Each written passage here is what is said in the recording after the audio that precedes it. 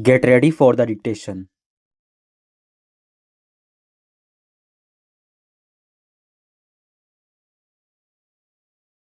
Ready? Start. Mr. Vice Chairman, I was speaking about the need for developing a strong UN delegation. I wish that the Honorable Prime Minister would give his attention to this aspect of the matter, particularly in view of the fact that in the next decade or two, politics all over the world would take on a complex character, and it is necessary that men are trained from now on for taking part in international affairs. In the UK and the United States, such delegations are built with men who have wide knowledge of international affairs, and there should be other qualification for a man to be included in such a delegation. In this connection, I should also like to mention that it is time for government to develop sound conventions regarding the conduct of foreign affairs. In the United States, they have accepted the principle of bipartisan consultation on important affairs of policy.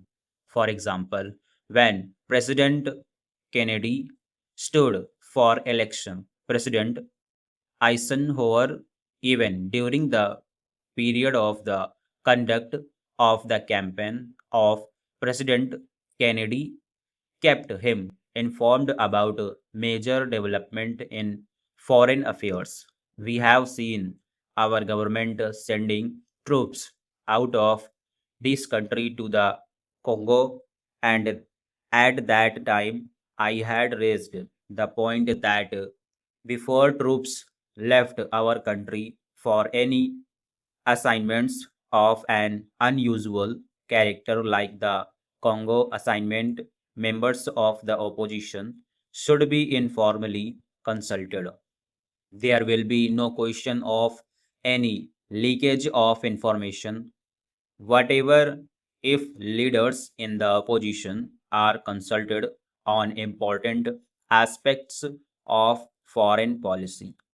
The consultative committee of the External Affairs Ministry does go some way to meet the needs of exchanging information about foreign affairs, but the informal consultation of the kind that I mentioned, where the leader of the opposition and leaders of other parties are called and told by the Prime Minister about unusual developments would strengthen the conviction that the foreign policy of the country has the support not only of the Congress party but also of the entire country. I was speaking about our external publicity, and it is a subject on which I think I can speak with some confidence as I have been an old time newspaper man in this country. The material which is sent out to foreign countries is extremely scrappy and useless. There is included in these messages some statement of what this minister was saying somewhere. We are trying to give publicity to ministerial activities, and it is inevitable that some such publicity should be given because ministers are in charge of the government, but one abroad does not get a real idea of what is happening in the country. I would like to suggest for the consideration of the External Affairs Ministry that they should send a fortnightly assessment of what is happening in India, written dispassionately, not to please a member or to highlight something that he has done, but to give an objective assessment of what is going on in the country. In the old days, when the British government was in existence, such fortnightly reports used to be sent by various state governments. And I think a beginning can be made in that direction in this matter. The other point I would like to suggest is that publicity is a complicated and technical matter. The Foreign Service, as it is constituted today, does not have sufficient training in publicity. The Estimates Committee, which went into the demands of the External Affairs Ministry, mentioned about the methods of training which have been adopted, but since our foreign service men are not trained in publicity work, and one sees, for example, that a lot of confusion has arisen in the United States over Ambassador Nehru's statement.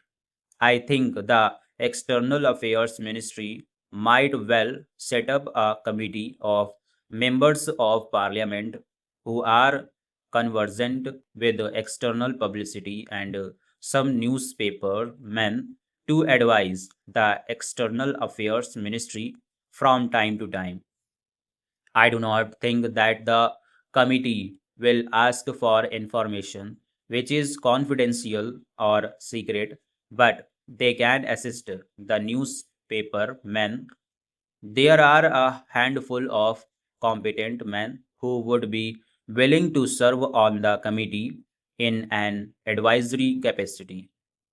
They would be able to tell the External Affairs Ministry what should be done in order that our news publicity abroad is better.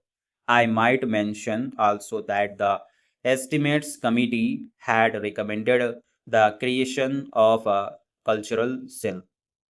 Sir, to my mind, we have also to be clear in our mind regarding the objective of rural industrialization. Do we mean to have only diversification of rural economy, and are we going to have rural industrialization only in order to give some help to those who find themselves unemployed during a certain period of the year?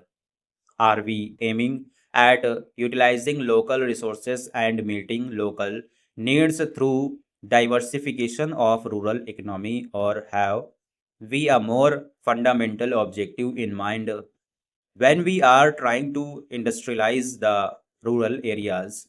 Without this, I am afraid rural industrialization will not be possible.